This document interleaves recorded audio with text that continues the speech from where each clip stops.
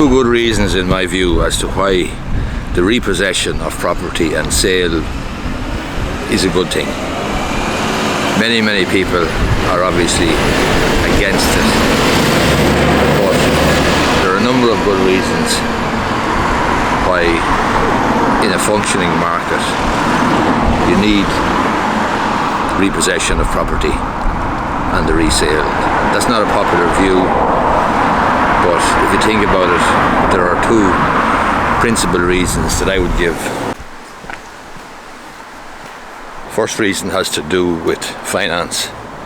If you have a lender, a bank, a mortgage provider, and they advance money, and the person to whom they give the money gets into difficulty and can't repay it, if the bank then is prevented from repossessing and selling and mitigating its loss, remember it's not going to get paid the original loan to the original borrower. If it can't repossess the property and sell it, why would it advance money again?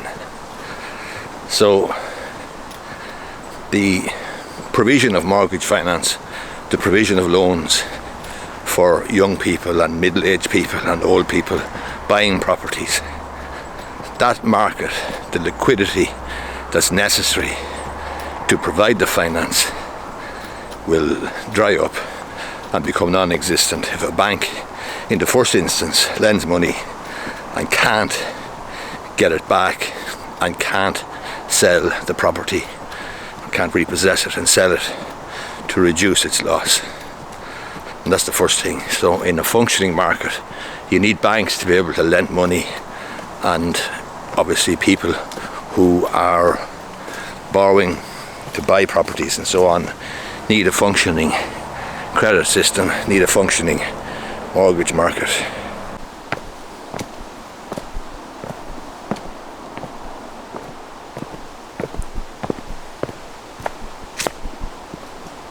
Second aspect is when a property is repossessed and sold, auctioned off perhaps, or sold privately, then either a new person or a new couple perhaps buy the property and live in it, or an investor will buy the property and let it out.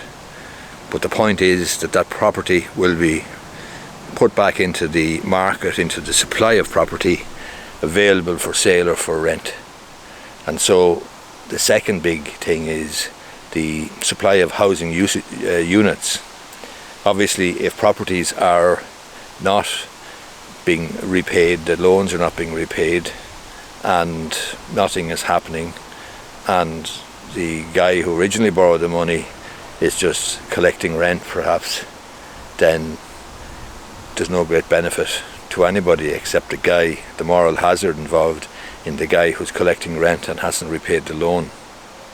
So when a bank can repossess and sell the property, it puts that property back into the market, into a functioning market, where a person or persons can live in it, or an investor can buy it and let it out, rent it out to a young couple perhaps, or somebody who wants to rent accommodation.